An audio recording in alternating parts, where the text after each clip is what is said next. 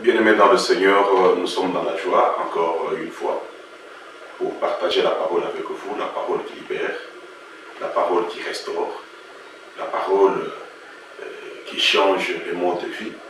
C'est pourquoi cette parole a été envoyée par inspiration, par Dieu lui-même. Et comme vous le savez, ces derniers temps, nous sommes en train de parler des sources du succès. Nous parlons sur le succès, un mot biblique, un mot que Dieu lui-même a prononcé la première fois dans Josué chapitre 1, le verset 8, là où il a dit que les livres de la loi ne s'éloignent pas de votre bouche, méditez-les jour et nuit, afin de réussir dans tout ce que vous entreprendrez, c'est alors que vous aurez du succès.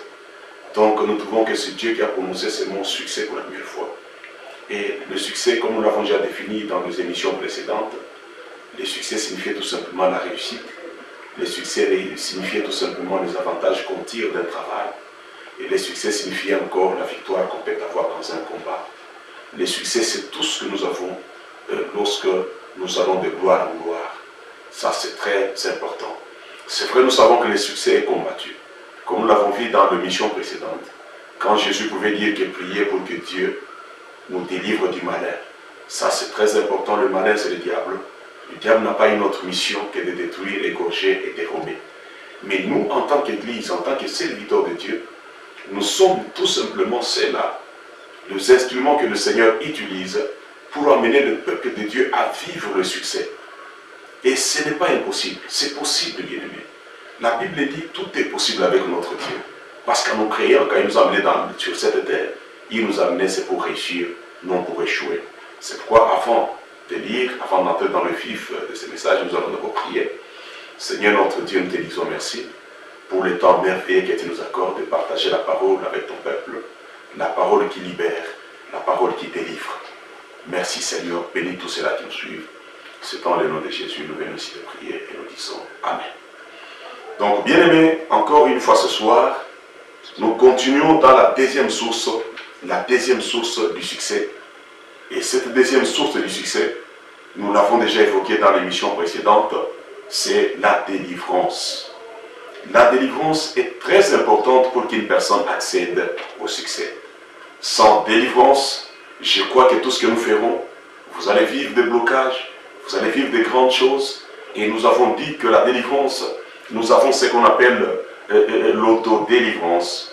Lorsque une personne apprend la parole de Dieu, une personne prie seule, alors en ce moment-là, la personne peut sortir de certaines choses qui le bloquent, qui l'empêchent d'avancer. Mais il y a aussi l'extra-délivrance, c'est-à-dire la délivrance qui doit venir de l'extérieur, de toi-même. Là où toi-même tu as fourni l'effort, tu as prié et que les choses n'ont pas changé, vous sentez que vous êtes toujours dans le lien, vous sentez que vous êtes encore environné par le lien d'échec, par certains pesanteurs, vous sentez que vous gissez toujours dans le sang des malédictions, le sang héréditaire de malédiction. Là maintenant tu as besoin des hommes de Dieu, tu as besoin des hommes de Dieu qui peuvent t'aider à sortir de ton état. Nous l'avons dit autrefois, que la délivrance c'est comme une personne qui est tombée dans un puits, mais qui ne sait pas sortir de lui-même. Une personne qui est tombée dans un puits, mais qu'on vient repêcher, qu'on vient sortir de là par une autre personne.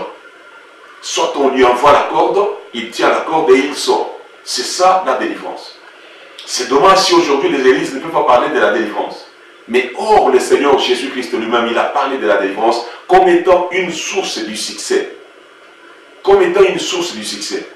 Sans délivrance, il n'y a point de restauration. Nous le disons ici à l'église montagne de la restauration. Alors pour ce soir, je continue toujours avec la délivrance comme source du succès. Nous allons prendre nos Bibles. Nous allons lire dans le livre des Chroniques. Là vous êtes, cherchez aussi vos Bibles. Dans des Chroniques, nous pouvons vérifier ensemble. Des Chroniques chapitre 34, le verset 1 à 5. Nous allons lire. Première réforme de Josias. Josias avait 8 ans lorsqu'il devint roi et il régna 31 ans à Jérusalem. Il fit ce qui est droit aux yeux de l'Éternel et il marcha dans le voie de David son père il ne s'en détourna ni à droite ni à gauche. La 8e année de son règne, comme il était encore jeune, il commença à rechercher les dieux de David, son père. Et la 14e année, il commença à purifier Juda et Jérusalem de hauts lieux, des idoles, des images taillées et des images à métal fondu. On renversa devant lui les autels de Baal et il abattit les statues consacrées au soleil qui étaient dessus. Il brisa les idoles, les images taillées et les images en métal fondu et les réduisit en poussière. Et il répandit la poussière sur le sépulcre de ceux qui les avaient sacrifiés. Et il brûla les ossements de prêtres sur leurs autels. C'est ainsi qu'il purifia Juda et Jérusalem. Amen. Je crois ici, bien aimé, nous connaissons l'histoire de cet homme Josias. Josias qui était jeune, qui commença à régner jeune sur le trône, mais qui, après un certain moment, il va comprendre que pour vraiment continuer, pérenniser son règne, il avait besoin de quelque chose. Ces choses-là, c'est quoi? La Bible dit, dans cette ville, je ne sais pas, ville ou village, ses parents, il y avait d'autres personnes qui avaient érigé les hauts lieux, les idoles, les images taillées et d'autres choses, c'est-à-dire les autels, ils avaient érigé des autels. Et ces autels étaient devenus de pesanteurs pour qu'une personne puisse vivre véritablement un succès continuel, un succès qui pouvait aller au-delà de sa attentes. La Bible dit, une fois qu'il est devenu roi, il a pensé maintenant chercher les dieux de son père David. Les dieux de son père David. Et lorsque nous comprenons bien, bien aimé, cet homme ne pouvait jamais chercher les dieux d'un père qui a échoué dans la vie, un père qui était dans la malédiction, un père qui a échoué sur tout le plan. S'il a cherché les dieux de son père David, c'est parce que David a eu le succès dans sa vie. Vous connaissez bien l'histoire de David. Donc David a eu le succès dans tout ce qu'il entreprenait. Lorsque vous prenez dans le livre des Rois, et chapitre 18, le verset 5, on vous dira que partout David allait, il réussissait toujours. Il réussissait toujours. Partout on l'envoyait par Saül. Il réussissait. Parce qu'il avait un Dieu. David avait un Dieu. Et un Dieu qui lui avait montré comment avoir le succès. Comment il pouvait marcher pour avoir le succès. C'est comme ça que Josias aussi, on est bien, il a cherché les dieux de son père David. Mais aujourd'hui, si vous regardez, le parent que nous avons aujourd'hui, parfois ils n'ont pas compris qu'il fallait chercher Dieu de tout son cœur, parce que sans Dieu, on ne peut pas avoir le succès, et que quand on a le succès, votre Dieu deviendra aussi le Dieu de vos enfants. Mais si vous avez échoué, votre Dieu, je pense que même vos enfants, ils n'auront pas la joie d'être cités dans leur histoire, parce que vous avez échoué complètement. Pourquoi? Parce que vous n'avez pas Dieu. Alors, ce qui nous intéresse ce soir, c'est quoi? C'est qu'il y avait les hauts lieux, il y avait les images taillées, il y avait les idoles, il y avait les autels que d'autres personnes avaient érigés dans cette ville-là. Et ces choses pouvaient devenir une pesanteur, comme je l'ai dit tantôt là. C'est pourquoi ici, Josias a compris. En cherchant Dieu, il est arrivé finalement à une solution telle que pour pérenniser son succès, il avait besoin de détruire toutes ces choses érigées par les gens qui ne connaissaient pas Dieu, le Dieu de David. Il fallait détruire ces choses. Il commença à détruire les hauts lieux. Et quand il détruisait les autels, et après, il prend la cendre de ces choses-là, quand il les mettait en feu, il prend la cendre et il va jeter sur les tombes de ceux qui avaient érigé ces choses. Bien aimé, c'est pour vous dire, bien aimé aujourd'hui, si tu n'as pas de succès, si les choses ne marchent pas, si les choses bloquent, quelque part, tu ne connais pas combien d'autels ont été érigés dans ta famille.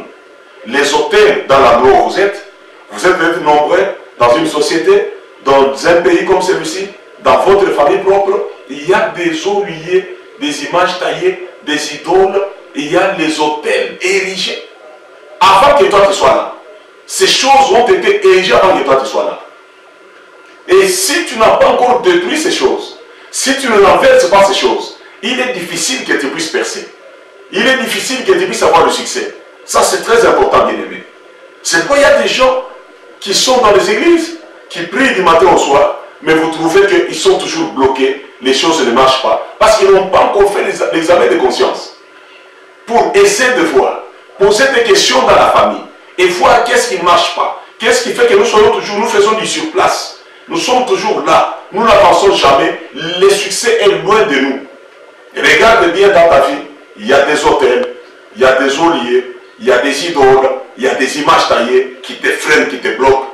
Tu peux avoir aujourd'hui un succès, mais un succès qui n'avance pas.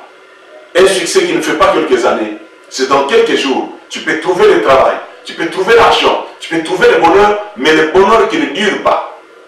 Le bonheur d'une journée seulement. Du matin au soir et c'est fini. C'est ça que tu es en train de regretter chaque fois.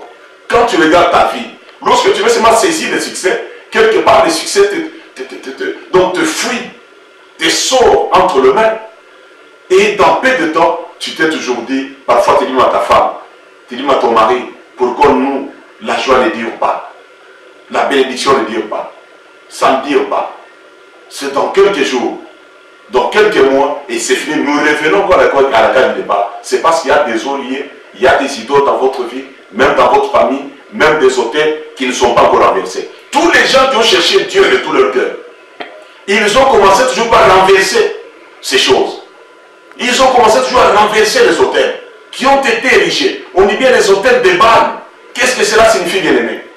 Avant de voir cela, nous allons voir encore une autre histoire. Dans Juge, chapitre 6, le verset 22 à 30, nous allons lire ensemble. Ici, c'est l'histoire de Gédéon. Vous connaissez bien l'histoire de Gédéon.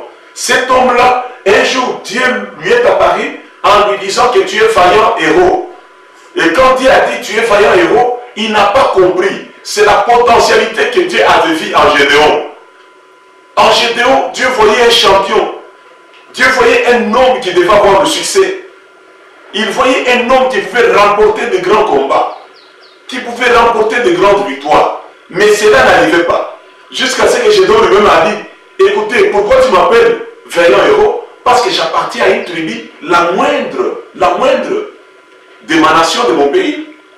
Une petite tribu, et puis une tribu pauvre. Alors, il était bloqué par quelque chose. C'est pour ça que quand maintenant l'ange est apparu à Gédéon, et écoute ce que l'ange va dire à Gédéon. Nous allons lire ensemble. L'ange de Dieu lui dit, nous commençons à 22. Gédéon, voyant que c'était l'ange de l'Éternel, dit, manière à moi, Seigneur éternel, car j'ai vu l'ange de l'Éternel face à face. Et l'Éternel lui dit, sois en paix, ne crains point, tu ne mourras pas. Gédéon bâtit là un autel à l'Éternel et lui donna pour nom l'Éternel paix.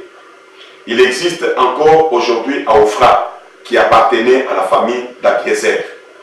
Dans la même nuit, l'Éternel dit à Gédéon, prends le jeune taureau de ton père et un second taureau de 7 ans, renverse l'autel de Baal qui est à ton père, et abat le pied sacré qui est dessus. Tu bâtiras ensuite et tu disposeras sur le haut de ces rochers un autel à l'Éternel ton Dieu. Tu prendras le second taureau et tu offriras un holocauste avec le bois de l'idole que tu auras abattu. Gédéon prit 10 hommes parmi les serviteurs et fit ce que l'Éternel avait dit.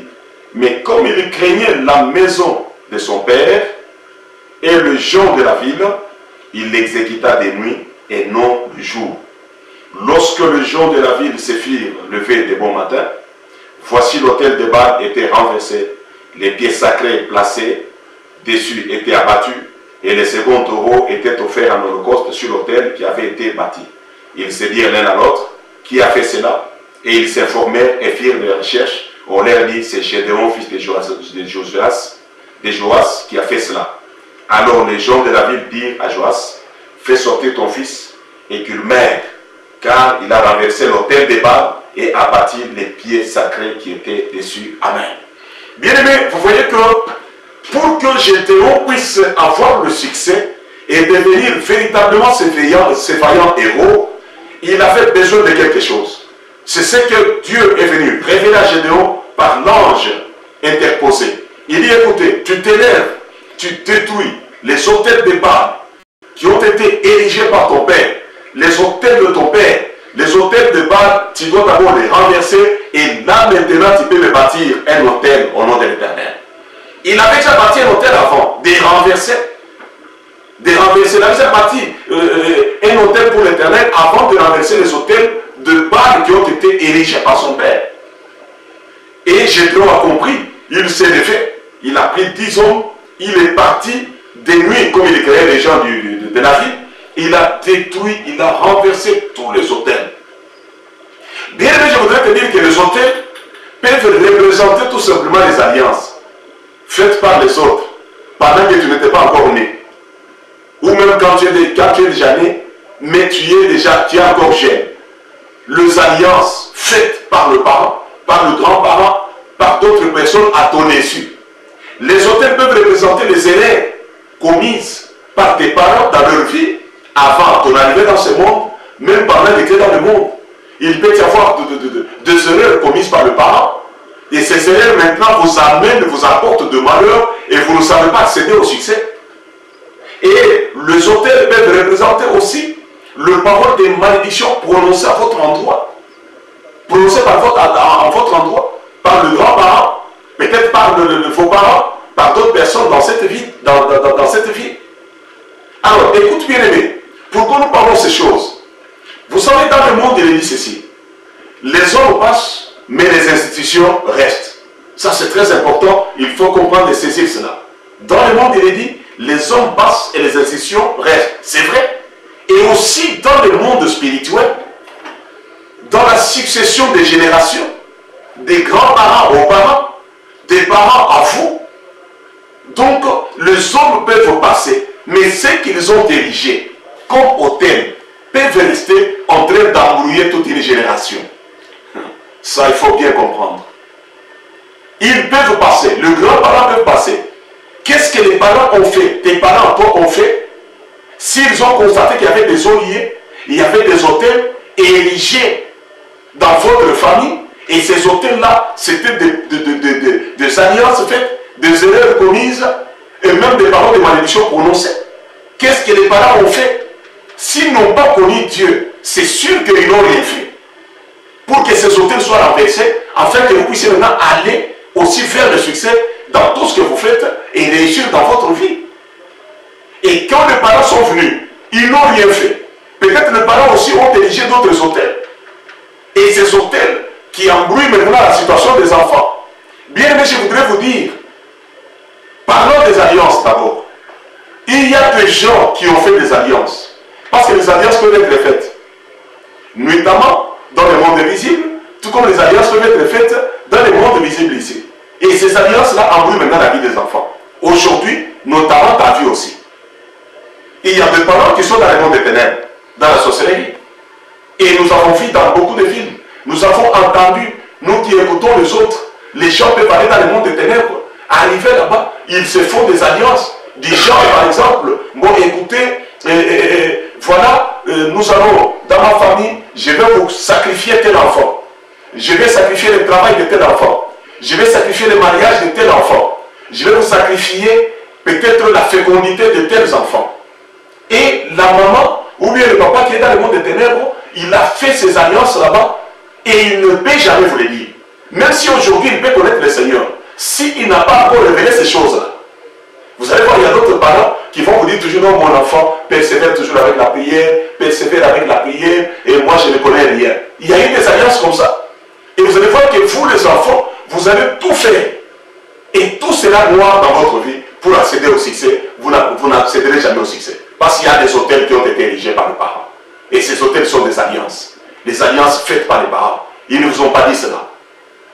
Ils n'ont jamais renversé cela. Et même toi, tu n'as pas eu à l'esprit qu'il y a des autels qui ont été érigés par mes parents au travers des alliances et que je dois les renverser. Et si tu n'as pas encore renversé ces autels-là, bien aimé pour accéder au succès, c'est tout un problème. Il y a des parents qui se sont vautrés dans des ordres mystiques, dans les sciences occultes, ils sont entrés dans la magie, et de là, ils ont parvenu maintenant à faire des alliances. Ils ont fait des alliances, et dans ces alliances, ils ont sacrifié la vie de leurs enfants. Ils ont sacrifié le mariage, ils ont sacrifié l'argent de leurs enfants, ils ont sacrifié bien d'autres choses, même la santé, même de leurs épouses. Ils ont sacrifié cela. Et suite à ces alliances, ce sont des autels érigés, que si ces autels ne sont pas pour renverser dans la prière, renversés par la délivrance, vous allez voir que vous n'irez pas de l'avant. Vous ne pouvez pas avoir le succès dans votre vie. Le succès sera toujours loin de vous. Il faut d'abord renverser ces choses. Il y a d'autres qui ont fait des alliances dans le privé.